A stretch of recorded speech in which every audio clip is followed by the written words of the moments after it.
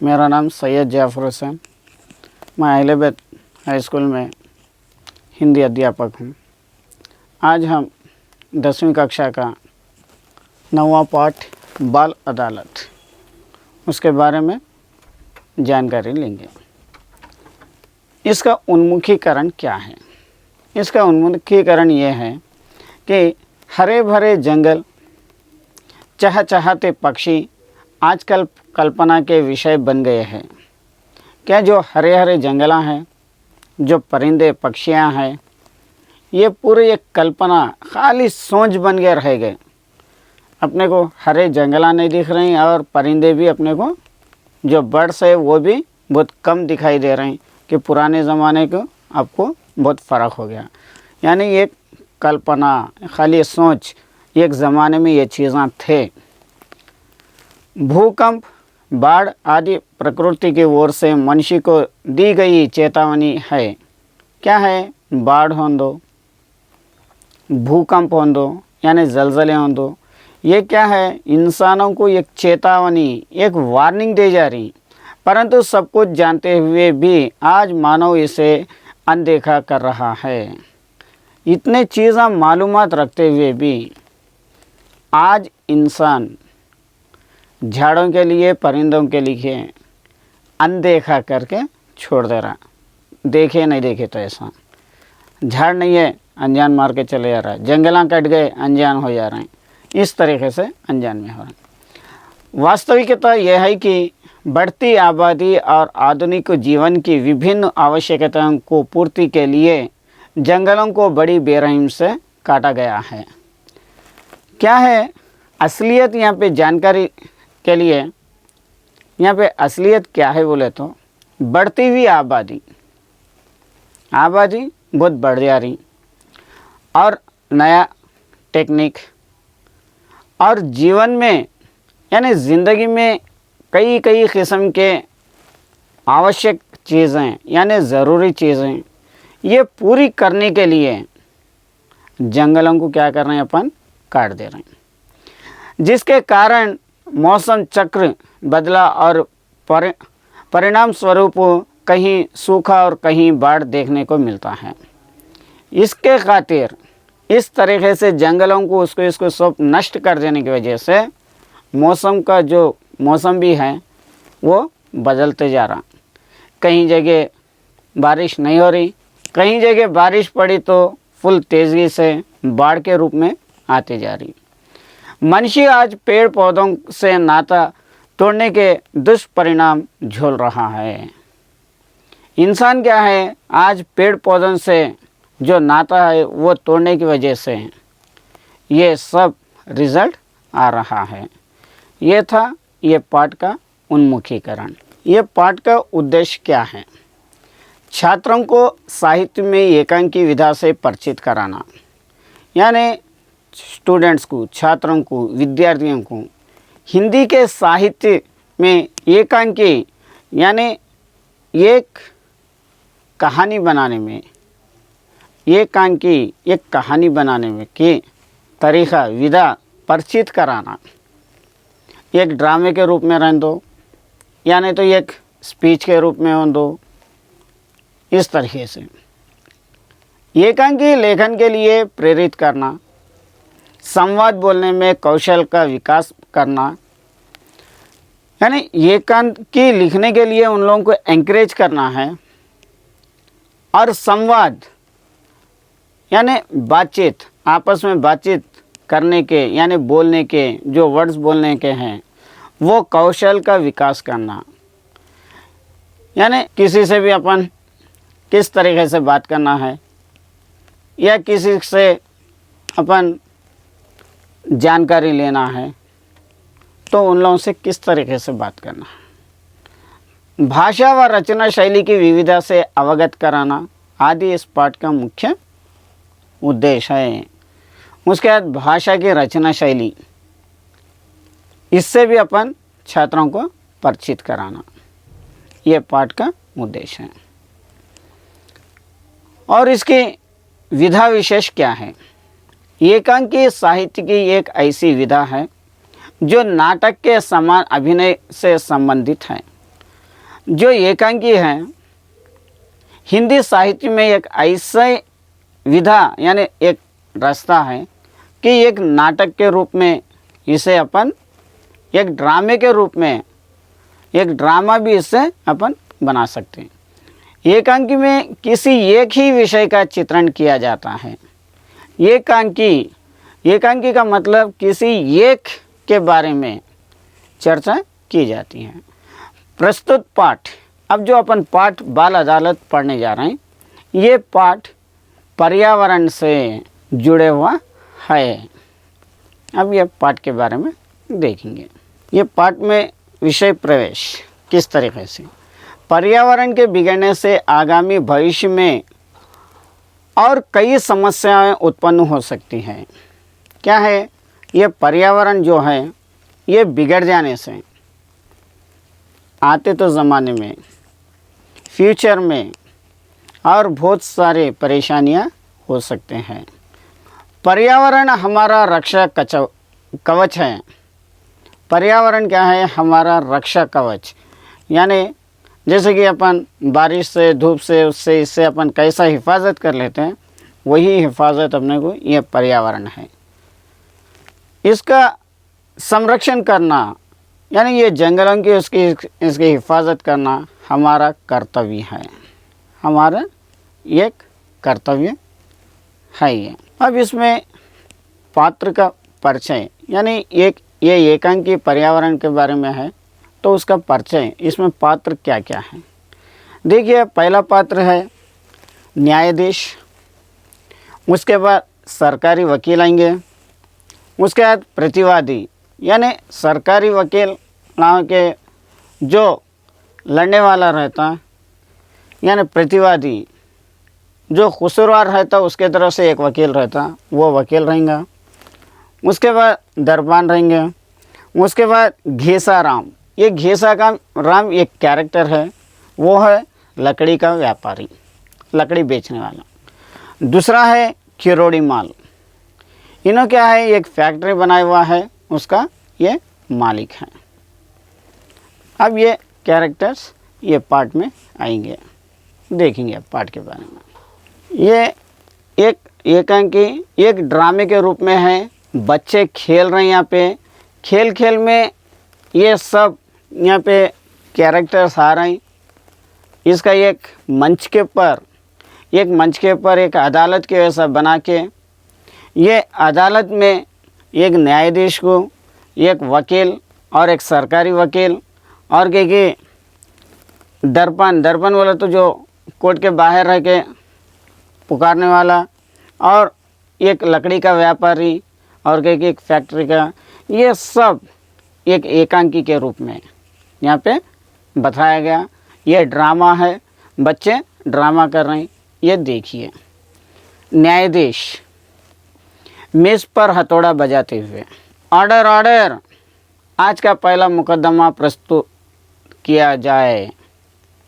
न्यायाधीश हुक्म दे रहे हैं, आए बैठे, उसके बाद बेंच के ऊपर हथौड़ा मारते मारते इन्हों ऑर्डर दे रहे हैं, ऑर्डर ऑर्डर, आज का पहला मुकदमा क्या है उसे सामने लाइए। सरकारी वकील महोदय, आज का पहला मुकदमा लकड़ी के व्यापारी घेसाराम के विरुद्ध है। उस पर यह आरोप है कि वो अंधाधुंध पेड़ों की कटाई करके जंगल की वीरान कर रहा है। क्या है आज का पहला मुकदमा? ये है कि जो ये लकड़ी का व्यापारी घेसाराम है, इन्हों अंधाधुंध पूरे जंगलों काट के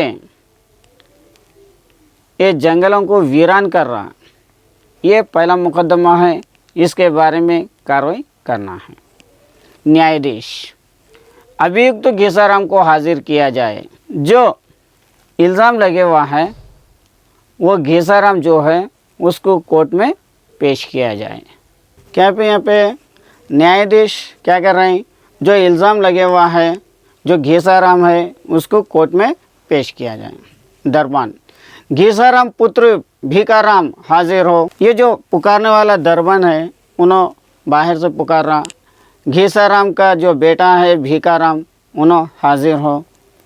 घीसाराम अदालत के कटघरे में आकर खड़ा होता है और गीता पर हाथ रख के शपथ लेता है। जो घीसाराम है उन्हों अदालत के कटघरे के पर आके ठहर जाता और जो गीता यानी कोर्ट में जो भी हैं सही बोलने के लिए एक शपथ दिलाते हैं। मुसलमानों को रहे तो कुरान, गीता, बाइबिल, ऐसा जो मज़हब वालों को वो मज़हब के पर इन लोग हाथ रख के शपथ दिलाते हैं। उस तरीके से इसे गीते के पर हाथ रख के शपथ दिला रहे हैं। घीसाराम, मैं शपथ लेता हूँ कि जो कहूँगा सच कहूँगा, सच के सिवा कुछ नहीं कहूँगा। अब घीसाराम क्या कर रहा, शपथ ले रहा, क्या बोल के, मैं जो भी कहूँगा सच कहूँगा, सच के सिवा झूठ नहीं कहूँगा। सरकारी वकील, घीसाराम, आप पर जो आरोप लगाया गया है उसके बारे में क्या आप अपनी सफाई में कुछ कहना चाहते हैं? यहाँ पे अब सरकारी वकील घीसाराम से सवाल कर रहे हैं कि आपके ऊपर जो आरोप लगे हुआ है उसके बारे में आप कुछ सफाई देना चाह रहे हैं क्या? उसके उत्तर में घीसाराम क्या दे रहा, देखिए। न्यायाधीश जी, मेरे ऊपर लगाया गया इल्ज़ाम बिल्कुल बेबुनियाद है। मेरे ऊपर जो इल्ज़ाम लगा है वो बिल्कुल बेबुनियाद है। लकड़ी का व्यापार हमारे ख़ानदानी पेशा है। लकड़ी जो काट के हम लोग बेच रहे हैं वो तो हमारे ख़ानदानी पेशा है। रही पेड़ काटने की बात, सो घोड़ा घास से दोस्ती करेगा तो खाएगा क्या? अब पेड़ के बारे में आप बातचीत कर रहे हैं। अगर से पेड़ में बचा लेते हुए रहूँगा तो मैं बेचूंगा क्या और खाऊंगा क्या? एक एग्जाम्पल की तरह मैं बता रहा हूँ कि घोड़ा घास से दोस्ती करा तो उन्होंने खाएगा क्या? घोड़ा घास खाता, अगर से दोस्ती करके मैं नहीं खाया तो मेरा दोस्त है बोल के छोड़ दिया तो उन्होंने तो भूखा रहेंगे ना। वही चीज़ अगर से जंगला नहीं काट के लकड़ी नहीं बेचूंगा तो मैं भी भूखा रहूँगा ना। फिर सरकारी वकील का सवाल, अच्छा तो ये बताइए कि आप पेड़ काटने से पहले अनुमति लेते हैं? अच्छी बात है, आप पहले मेरे को ये बताइए किसी का भी परमिशन लेते क्या आप झाड़ों को काटते वक्त? घीसाराम का उत्तर देखिए हंसते हुए, वकील साहब, भला पेड़ से क्या अनुमति लेना? अनुमति किससे लेना? क्या झाड़ से अनुमति लेना है क्या? प्रतिवादी वकील, योर ऑनर, मेरा मुवक्किल अधिक पढ़ा लिखा नहीं है। जो घीसाराम की तरफ से आया तो वकील उठ के बीच में क्या बोल रहे हैं, मेरा मुवक्किल, मेरा जो आदमी है वो बिल्कुल पढ़ा लिखा नहीं है। वो एक सीधा साधा लकड़ी का व्यापारी है। वो एकदम सीधा साधा व्यापारी है, खाली लकड़ी बेच लेना आना है। जो लकड़ी काटने व बेचने का अपना पुश्तैनी धंधा कर रहा है। जो लकड़ी काटना और बेचना ये उसके ख़ानदानी पेशा है, वो पेशा पूरा कर रहा है। सरकारी वकील, अब सरकारी वकील का देखिए, न्यायाधीश महोदय, कानून से अनजान होना किसी अपराध को कम नहीं करता। यूं भी घीसाराम जिस इलाके से पेड़ कटवा रहा था उस क्षेत्र में जाने पर भी प्रतिबंध लगा हुआ है। फिर पेड़ काटने का तो प्रश्न ही नहीं पैदा होता। न्यायाधीश, कानून अनजान होने से किसी को भी अपराध तो कम नहीं होता। और घीसाराम जो इलाके से पेड़ काट के लकड़ी लेके आके बेच रहा, वो क्षेत्र में, वो एरिया में जाना भी मना है, वहाँ पे भी प्रतिबंध लगे हुआ है। फिर इन्हों पेड़ काटने के लिए वहाँ पे कैसा जा रहा? ये तो प्रश्न नहीं है कि उन्होंने वहाँ पे जाके पेड़ काट के लेके आना। प्रतिवादी वकील, योर ऑनर, घीसाराम को साफ साफ अपराधी नहीं ठहराया जा सकता।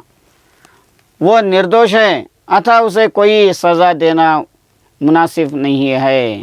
फिर घीसाराम के वकील बीच में आ गए। उन्होंने बोले, घीसाराम साफ साफ अपराधी नहीं है, उन्हें तो बिल्कुल अपराधी नहीं है, उसे अपराध यानी कसूरवार बोल के ठहरा करना नहीं है, वो निर्दोष है, उसको कोई सज़ा भी देना मुनासिब नहीं है। सरकारी वकील, महोदय, मेरा मानना है कि घीसाराम ने अवश्य ही कानून को तोड़ा है। फिर सरकारी वकील बोल रहे हैं, महोदय यानी न्यायाधीश, मेरा मानना है कि घीसाराम ज़रूर कानून को तोड़ा है। यदि इस प्रकार कानून को तोड़ने वालों को माफ़ कर दिया गया तो लोगों पर इसका गलत असर पड़ेगा।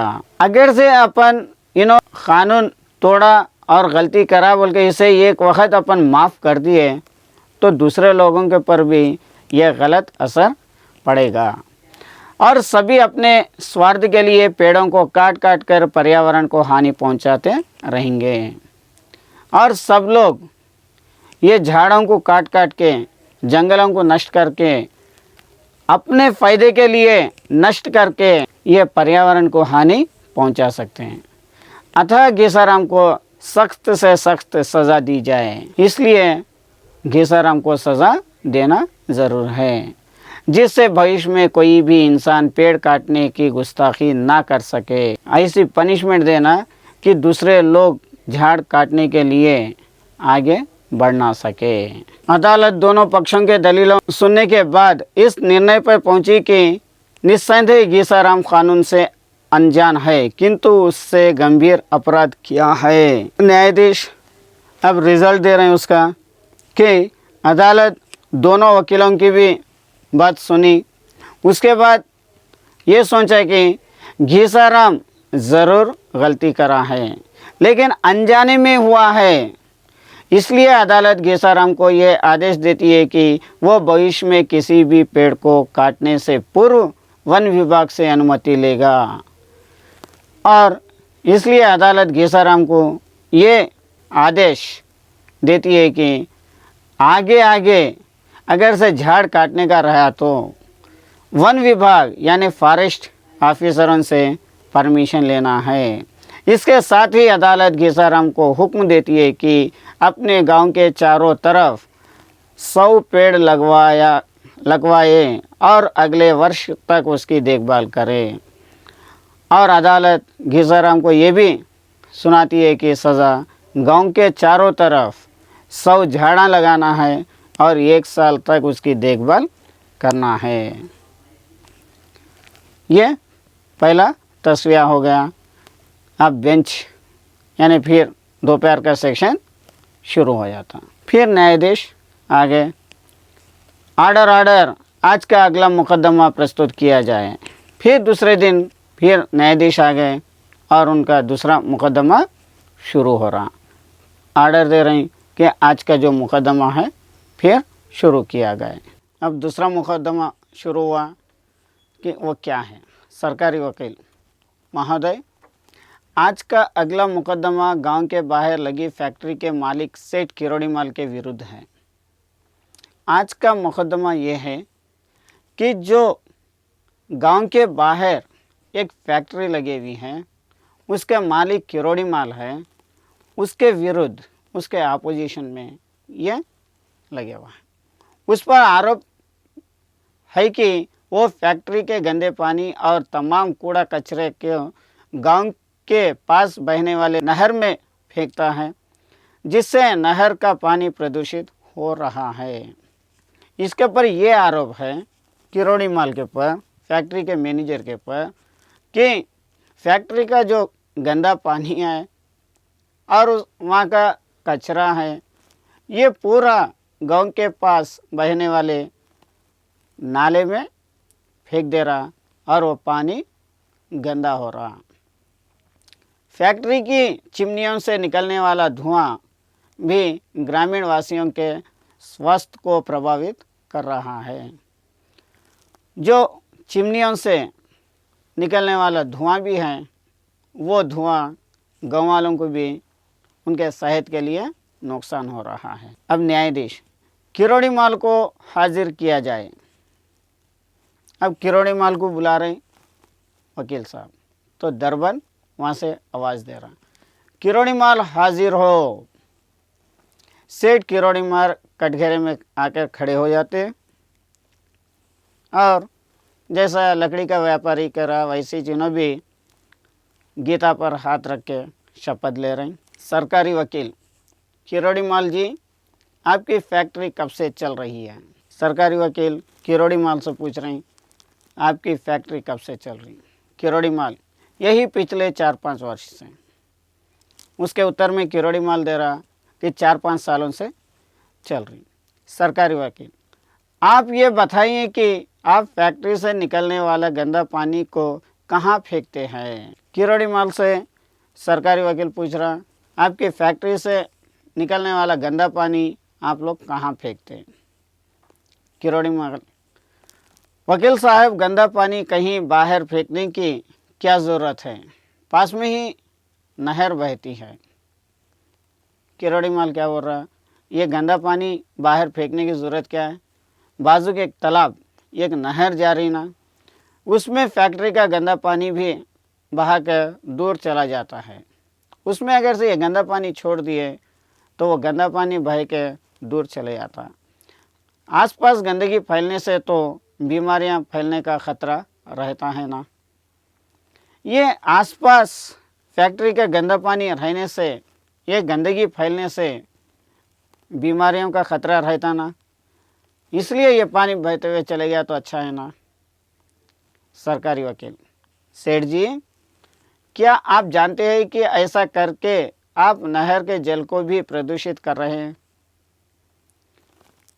सरकारी वकील किरोड़ी माल से बोल रहे हैं, सेठ जी, आपको ये मालूम होना चाहिए कि ये जो गंदा पानी नहर में डालने की वजह से पूरा पानी प्रदूषित यानी पोल्यूशन से भर जा रहा। किरोड़ी माल, वकील साहब, आप कैसी बात कर रहे हैं? हमने तो बचपन से ही बड़े बूढ़ों से सुना है कि बहता पानी तो सदा शुद्ध होता है, उसे कौन दूषित कर सकता है? वकील साहब, आप ऐसी कैसी बात कर रहे हैं? हम तो बड़े जनों से, बूढ़े जनों से ये बात सुने थे कि बहता हुआ पानी जो है हमेशा शुद्ध, हमेशा साफ रहता, वो तो पोल्यूट नहीं होता। सरकारी वकील, आप पर यह आरोप भी है कि आपने गांव की हवा को भी अशुद्ध कर दिया है, और आपके ऊपर दूसरा इल्ज़ाम भी यह है कि गांव की हवा को भी तुम पोल्यूटेड कर दिए, अशुद्ध कर दिए, ख़राब कर दिए। प्रतिवादी वकील यानी किरोड़ी माल के वकील, योर ऑनर, मेरे मुवक्किल पर लगाया गया आरोप बेबुनियाद है। असलियत यह है कि किरोड़ी माल अपनी मेहनत के दम पर साधारण मिस्त्री से सेठ किरोड़ी माल बना है। क्या है, मेरे जो मुवक्किल है, जो कसूरवार है, उसके पर ये आरोप बेबुनियाद है। असलियत में जो ये किरोड़ी माल है, पहले मेहनत करता था, एक साधारण मिस्त्री था, उसके बाद उन्होंने एक सेठ बन गया। इसलिए गांव के लोग किरोड़ी माल से ईर्ष्या करते हैं। इस तरीके से उन्हें डेवलप होने से गांव के लोग जो है उन लोग इसके ऊपर ईर्ष्या यानी बहुत कमा ले रहा है इस बोल के उसके ऊपर नफरत करते हैं। उसने बाकायदा अनुमति लेके गांव से बाहर फैक्ट्री लगाई थी। उन्होंने तो गवर्नमेंट से परमिशन लेके गांव के बाहर फैक्ट्री लगाए थे। अब गांव ही फैलते फैलते वहां पहुंच गया तो इसमें किरोड़ी माल का क्या कसूर है?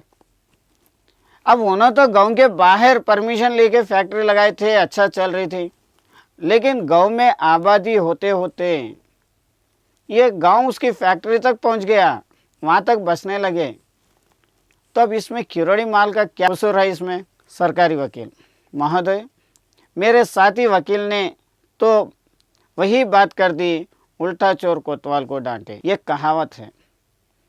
इनके साथी वकील यानी सरकारी वकील क्या बोल रहे हैं, ये बात तो उल्टी है, जैसे कि उल्टा चोर कोतवाल को डांटे। ये ठीक है कि सेठ किरोड़ी माल को फैक्ट्री बनाने की स्वीकृति किसी ने नहीं दी थी। क्या है, कोई भी ये बनाने के लिए अनुमति नहीं दिए थे। फैक्ट्री कानून के अनुसार जितनी ऊंची चिमनियां होना चाहिए उन्हीं पर, उस पर ध्यान नहीं दिया। ठीक है, अगर से परमिशन भी मिल गया तो फैक्ट्री के जो चिमनियां हैं, जो पोल्यूशन जाने के लिए, बाहर जाने के लिए जो चिमनियाँ बनाने के हैं वो कितनी ऊंचाई के पर होना है, ये गवर्नमेंट के कानून के तहत उसके पर उन्होंने ध्यान नहीं दिए। इसका परिणाम यह है कि जब भी हवा का रुख बस्ती की ओर होता है तो चिमनियों से निकलने वाला धुआं सारे ग्रामीण वासियों को सांस लेने दुर्भर कर देता है। इसकी वजह से ये समस्या आ रही कि जो चिमनियों में से निकलने वाला धुआं है वो बस्ती के तरफ आके सब वहाँ पर रहने वालों को सांस लेने में मजबूर कर दे रहा। यदि ऐसा ही चलता रहा तो वह दिन दूर नहीं जब गांव के हर घर में कोई ना कोई सांस का रोगी होगा। अगर से ऐसा ही चलते रहा तो वो जो गांव बसे हुआ है वो गांव के लोगों में हर एक के घर में एक ना एक सांस की बीमारी का आदमी रह सकता। किरोड़ी माल के वकील, अब योर ऑनर, मुझे अपने साथी वकील के दलील पर हंसी आती है। भला हवा पर भी किसी का जोर चला है, उसका जी चाहे उधर ही बहने लगती हैं, उस पर तो कानून की बेड़ियां नहीं डाल जा सकती। किरोड़ी माल के वकील हंस के बोल रहे कि हवा अपनी मर्जी के माफक चलते हुए रहती, वो जहाँ बोले वहाँ जा सकती, उसको तो बेड़ियां नहीं डाल सकते ना। सरकारी वकील महोदय, ठीक है कि कानून हवा या पानी पर नहीं मनुष्य पर लागू होता है। ये जो कानून है हवा और पानी के पर तो नहीं, लेकिन इंसान के पर तो लागू होता। इसलिए सेठ जी फैक्ट्री की चिमनियों को तो ऊंची करवा ही सकते हैं और फैक्ट्री के कूड़े कचरे को नहर में ना डालकर कहीं दूर भिजवा सकते हैं। इसलिए जो सेठ जी हैं उन्हें फैक्ट्री के चिमनियों को बढ़ा सकते और कचरे को, गंदगी को वहाँ पे नहीं डाल के दूसरी जगह भेज के वहाँ पे फेंक सकते हैं। इन्होंने वायु व जल दोनों को दूषित करके जनता के स्वास्थ्य के साथ खिलवाड़ किया है। इसलिए मेरा आग्रह यह है कि सख्त से सख्त सज़ा दी जाए ताकि कोई भी भविष्य में पर्यावरण को दूषित करने का साहस ना करे। ये दोनों भी यानी पानी और वायु दोनों को भी दूषित करने की वजह से इनको सज़ा दे सकते हैं और उसकी वजह से फ्यूचर में कोई भी उन दो पर्यावरण को दूषित नहीं कर सकता, करने की हिम्मत भी नहीं रह सकती। न्यायाधीश दोनों पक्षों की दलील सुनने के बाद अदालत इस निर्णय पर पहुंची है कि सेठ किरोड़ी माल ने जाने अनजाने में पर्यावरण को क्षति पहुंचाई है। अब फिर फाइनल में वकील साहब तसल्ली दे रहे हैं कि दोनों के भी दलीलें सुनने के बाद सेठ किरोड़ी माल जाने अनजाने में जो पर्यावरण को तो नष्ट किए हैं, इसलिए अदालत इन्हें हुक्म देती है कि 1 सप्ताह के भीतर वो अपनी फैक्ट्री की चिमनियों को ऊंचा करवाएं। साथ ही किरोड़ी माल को ये भी आर्डर देती है कि 1 हफ्ते के अंदर ये चिमनियाँ जो है उसको ऊंचा करें। साथ ही साथ फैक्ट्री के कूड़ा कचरे के नहर में आज से ही डालना बंद करके अपने खर्चे पर उसकी सफाई का व्यवस्था करें और फ़ौरन ये कूड़ा कचरा जो भी है वो नहर में नहीं डाले तो ऐसा इसको दूसरी जगह फेंकने के लिए उसका खर्चे के साथ यानी पूरा नहर साफ़ करने के लिए किरोड़ी माल खर्चा उठाए। गांव का धनी व्यक्ति होने के नाते सेठ किरोड़ी माल को चाहिए कि वो अपने गांव में पर्यावरण को स्वच्छ रखने वाली योजना में अपनी आय का 2% भाग खर्च करके लोगों के सामने एक उदाहरण प्रस्तुत करें। और गांव में सबसे ज़्यादा अमीर होने के नाते किरोड़ी माल जो अपने को फ़ायदा आ रहा वो फ़ायदे में 2% गांव के अच्छाई के लिए इस्तेमाल करके अपना नाम कमाए, एक एग्जाम्पल रह जाए जिससे सभी पर्यावरण के प्रति अपने दायित्व को लेकर सजग हो सके। ये आप हेल्प करने की वजह से जो पर्यावरणवासी है उन लोग सब अपने पर यह चीज़ को अपने खानों के पर लेके उन लोग भी आगे बढ़ सके। अब अदालत बर्खास्त होती है, यह उसका फैसला था। अदालत बर्खास्त हो गई। तो यहाँ पे ये पाठ में एक नाटक के रूप में ये बताया गया है कि पर्यावरण को दूषित नहीं करना है। हवा होने दो, पानी होने दो, जो भी चीज़ है उसे शुद्ध रखना है, उसको नुकसान नहीं पहुंचाना है और जंगलों की देखभाल करना है, झाड़ों को नहीं काटना है। झाड़ों को काटने की वजह से कितना नुकसान हो जाता, ये सब ये पाठ में बताया गया है। लेकिन ये एक एकांकी है, एक नाटक के रूप में छोटे बच्चे एक अदालत बना के इस तरीके से ये पाठ को प्रस्तुत किए हैं। आज के लिए पाठ यहाँ पे समाप्त।